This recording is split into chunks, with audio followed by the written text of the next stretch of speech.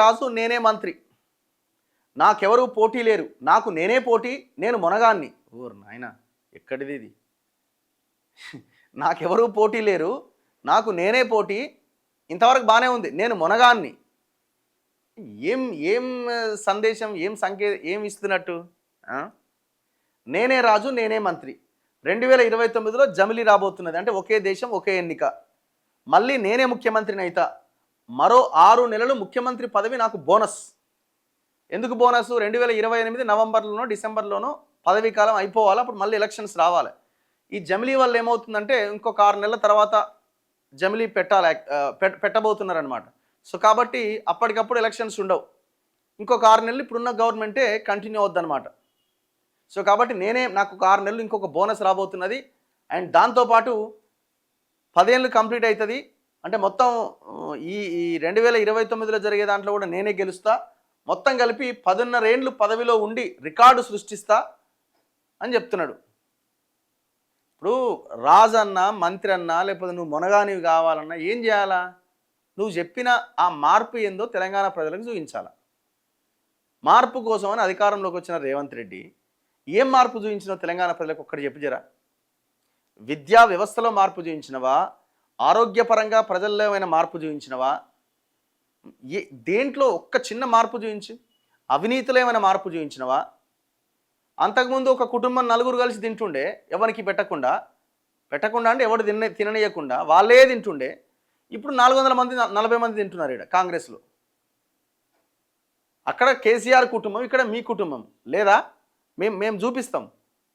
మొత్తం real estate దందా ఏమన్నా ఉందా? మొత్తం నీ చుట్టూన్న వాళ్ళు మొత్తం రియల్ ఎస్టేట్ దందా, రియల్ ఎస్టేట్ బ్రోకర్లే ఉన్నారు. మీ బ్రదరు 3 పువ్వులు 6 కాయలు లెక్క దాన్ని ఇట్లా విశ్వవ్యాప్తం చేస్తున్నాడు తెలంగాణ అంతా రియల్ ఎస్టేట్ వ్యాపారం. తిరుపతి రెడ్డి గారు చేసేదంతా అదే కదా. అవతల వాళ్ళు కొల్లగొట్టిన భూములు వాళ్ళు కలిసి పంచుకుంటున్నారు.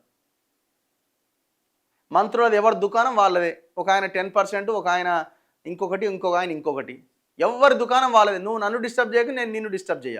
నువ్వు సంపాదించేది నువ్వు సంపాదించుకో, మా వాళ్ళు సంపాదించేది మా వాళ్ళు సంపాదించుకుంటారు. సింపుల్ అంతే. ఈ లైన్లో అందరు అండర్స్టాండింగ్స్తో వ్యవహారం నడుస్తున్నది. ఆడ 4 తిన్నారు, ఇక్కడ 40 మంది తింటున్నారు.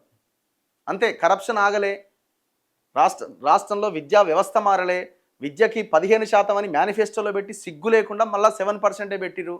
వైద్యానికి 4% పెట్టిరు. ఏం మారింది వ్యవస్థ? సిస్టమ్ ఏం మారింది? ఒక్క మౌలికమైన మార్పు చూపించు. నేనే రాజు నేనే అంటే జనాలు ఏమైనా అంత పిచ్చోళ్ళ, అంత అమాయకుల ఎప్పటికీ మిమ్మల్ని గెలిపించడానికి? మీరు ఈ రకంగానే పరిపాలన చేస్తే మీరెక్కడ గెలుస్తారు? ఎట్లా అవకాశం ఉంటుంది? ఏమంటుండు? మొన్న ఒక స్టేట్మెంట్ ఇచ్చిండు. బీఆర్ఎస్ అట లేవదట, బీజేపీ సాలదట. అంటే బీఆర్ఎస్ మళ్ళీ లేచే అవకాశం లేదు, ఎందుకంటే అవతల కవిత ఒకతుంది కదా, ఆమె చాలు, అది లేవదు. వాళ్ళు 10 ఏళ్ళుగా చేసిన ఇది ఉన్నది అరాచకము, కాబట్టి వాళ్ళు లేవరు. బీజేపీ వాళ్ళకి అవకాశమే లేదు ఇక్కడ తెలంగాణలో, వాళ్ళు ఆనట్లేదు, ఇక నేనే వస్తా అంటే ఇక మీరు ముగ్గురే ఉన్నారా? ఇక బీఆర్ఎస్, బీజేపీ, కాంగ్రెస్ తప్ప ఇక 4వ ఎవడు రాడా? అంటే రావద్దు, రానివ్వం. ఒకవేళ వస్తే నిజాయితీ గల్లడు ఎవడన్నా బయలుదేరితే ఇంత మరి మీ పిసిసి అధ్యక్షుడు మహేష్ కుమార్ గౌడ్ అంటున్నాడు కదా నెక్స్ట్ బీసీ ముఖ్యమంత్రి అని కాంగ్రెస్ రాష్ట్ర అధ్యక్షుడే చెప్తున్నాడు కదా. మరి మళ్ళీ నేనే 10.5 ఏళ్ళు నేనే ముఖ్యమంత్రి అని మీరు అంటున్నారు. ఎట్లా?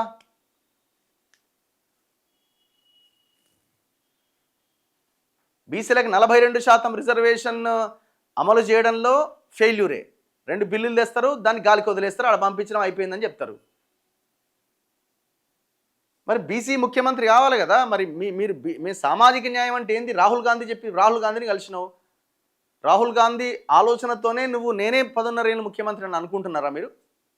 సామాజిక న్యాయం అన్నారు కదా మీరు. మరి సామాజిక న్యాయంలో ఎవరిది మెజారిటీ ఉంటే వాళ్ళది కదా వాటా. మీరు ఎట్లయితారు ముఖ్యమంత్రి? మళ్ళా కాళేశ్వరం కూలితే నాపైన వేయాలని కుట్ర చేశారు. సిబిఐ దర్యాప్తు పైన కేంద్ర మంత్రులు కిషన్ రెడ్డి, బండి సంజయ్ జవాబు చెప్పాలి. బిర్యానీ తిని కుబానీ కోసం కొట్లాడినట్టుగా నీటిపైన ఆంధ్రప్రదేశ్ వ్యవహరిస్తోంది. ఎన్టీఆర్ జాతీయ నేత, భారతరత్న ఇయ్యాలే, ఆయన విగ్రహాన్ని హైదరాబాద్లో పెడతాం.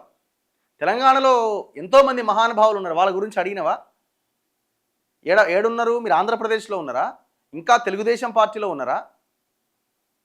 ఎన్టీఆర్ గొప్ప ఆయన అయితే వాళ్ళకు ఒక రాష్ట్రం ఉంది, ఆంధ్రప్రదేశ్లో వాళ్ళు విగ్రహాలు పెట్టుకుంటారు, వాళ్ళు డిమాండ్ చేసుకుంటారు ఆల్రెడీ. నువ్వు డిమాండ్ చేయి. తెలంగాణ మహానుభావులు ఎంతోమంది తెలంగాణ కోసం కొట్లాడిన వాళ్ళు, ప్రాణాలు కోల్పోయిన వాళ్ళు, కుటుంబాలని త్యాగం చేసిన వాళ్ళు, తెలంగాణ రక్షణ కోసం మాట్లాడిన వాళ్ళు ఎంతోమంది ఉన్నారు. వాళ్ళకి అడుగు భారతరత్న.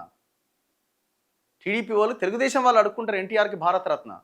హైదరాబాద్లో ఎన్టీఆర్ విగ్రహం పెడతా, గద్దర్ విగ్రహం పెట్టినవా? కేశవరావు జాదవ్ విగ్రహం పెట్టినవా?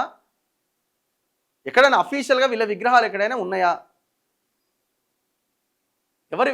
బాలసుబ్రహ్మణ్యం విగ్రహము, ఎన్టీఆర్ విగ్రహము. అసలు మీరు ఈ రకంగా పనిచేయడమే మీ పతనానికి కారణమవుతున్నది. సింపుల్.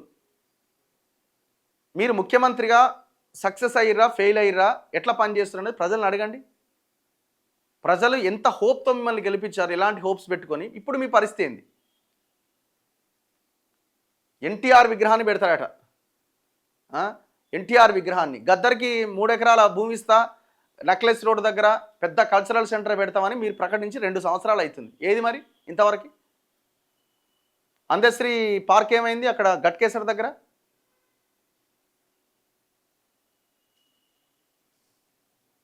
ప్రభాకర్ రావు వాంగ్మూలంతోనే కేసీఆర్ను ప్రశ్నించి ఉంటారు. నేను ప్రధాని మోదీ కేసీఆర్లా కాదు, రాజకీయ కక్ష సాధింపు చర్యలకు దిగను. మరి చెంచల్గూడ చెర్లపల్లి జిల్లా డబుల్ బెడ్రూమ్ ఇల్లు కట్టిస్తా అంటివిగా, ఇప్పుడేమో కక్ష సాధింపుకు దిగను. ఫామ్ హౌస్లో ఉన్నా ఒకటే, జైల్లో ఉన్నా ఒకటే, ఆడానా పోలీసులే, ఈడానా పోలీసులే అంటే ఓపెన్గా చెప్తున్నాడు, మేము ఎవరిని అరెస్ట్ చేయమని. కేసీఆర్, కేటీఆర్, హరీష్ రావు, కవిత అంతా ఒక్కటే, అన్ని డ్రామాలే. ఢిల్లీలో మీడియాతో ముఖ్యమంత్రి. ఇగో బీఆర్ఎస్ వాళ్ళు చెప్పినట్టు నేను ఇన్వాల్వ్ అయితే వాళ్ళు ఎవరు బయట తిరగరు. ఫోన్ ట్యాపింగ్ క్షమించరాని నేరం. నాయకుడు ప్రజలు ఏమనుకుంటున్నారో తెలుసుకోవాలి అని అనుకోవాలి తప్ప ప్రజల బెడ్రూముల్లోకి దూరి వినాలి అని అనుకోకూడదు. అయినా కేసీఆర్ను అరెస్ట్ చేయాల్సిన అవసరం ఏముంది? ఆయన స్వీయ నిర్బంధంలోకి వెళ్ళిపోయారు. ఇంత చేతగాని వ్యవహారం అయితే నేను చూడలే. బెడ్రూమ్లలోకి వచ్చి పిట్టని ఎత్తుకపోయినట్టు ఎత్తుకపోయారు, ఇట్లా ఇట్లా ఇట్లా.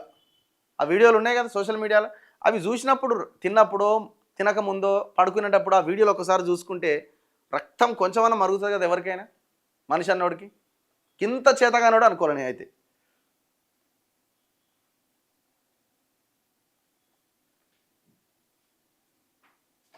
ఆయన రేవంత్ గౌడ్ కాబట్టి నెక్స్ట్ బీసీ ముఖ్యమంత్రి ఆయనే. అబ్బా, నేనే రేవంత్ గౌడు, నేనే రేవంత్ యాదవ్ అన్నాడేమో కదా.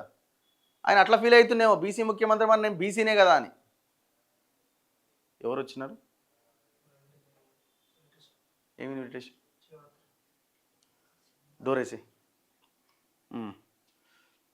రెడ్డి కులం మార్చుకొని రేవంత్ గౌడ్ అంతే, మళ్ళీ సీఎం అట.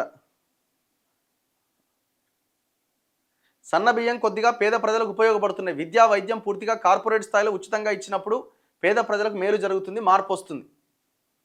సన్న బియ్యము, ఇంకో బియ్యము ప్రజలు వాళ్ళకు వాళ్ళు కొనుక్కొని తినేటువంటి సిచ్యువేషన్ని, అట్లాంటి వ్యవస్థను ఏర్పాటు చేయాలి. అట్లాంటి సమాజం కోసం పనిచేయాలి. ఈ ఫ్రీ స్కీమ్స్ ఇచ్చినాం కాబట్టి మేము గొప్పలం కాదు. విద్య ఇవ్వండి, వైద్యం ఇవ్వండి, మెరుగైన సమాజం అప్పుడు తయారవుతుంది.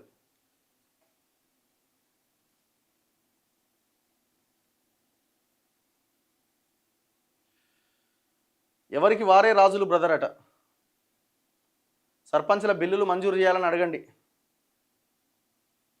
అన్న. నిన్న ఏబిఎన్లో మార్చిలో ఎంపీటీసీ అని వచ్చింది, నిజమేనా? మేబీ కావచ్చేమో, ఎందుకంటే ఇప్పుడు ఇది రిజల్ట్స్ అయిపోతే మేబీ వాటికి సంబంధించిన నోటిఫికేషన్ కూడా రావచ్చేమో. మా పోర్చుగల్ ప్రభుత్వ పాఠశాల ప్లాటినం జూబ్లీ 75వ వార్షికోత్సవం జరుగుతుంది. ఈరోజు మా ప్రభుత్వ పాఠశాలలో కేసీఆర్ ఓనమాలు నేర్పిన బడి అన్న రాజన్న సిరిసిల్ల జిల్లా ముస్తాబాద్ మండలం పోర్చుగల్ గ్రామం. కంగ్రాచులేషన్స్, 75 years అట.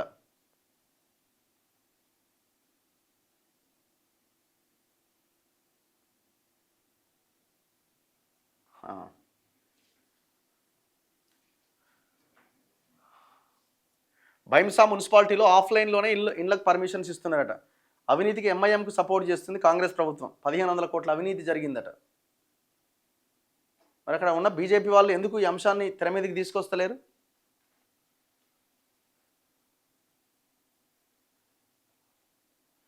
అన్న నువ్వు బడ్జెట్ అంటావు 100% పెట్టినా కూడా it will not reach to ground level. Officers నుండి స్కూల్స్లో కుకింగ్ స్టాఫ్ వరకు తింటారు. అరే తింటారు అంటే తినకుండా చేసే సిస్టమ్ తీసుకురావాలా. తింటారు అని చెప్పి బడ్జెట్ పెట్టట్లేదంటే ఎట్లా?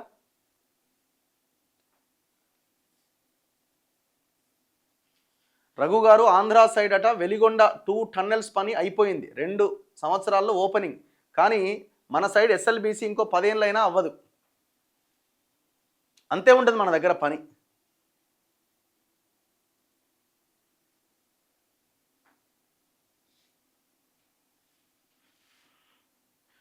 రఘు అన్న మీరు రాహుల్ గాంధీని గట్టిగా వేసుకోవాలన్నట. కేసీఆర్ కేటీఆర్ని అనడం కాదు. ఇప్పటిదాకా అన్నది ఎవరిని? రాహుల్ గాంధీ కరెక్ట్గా ఉంటే స్టేట్లో ఇలా పరిపాలన ఉండదు.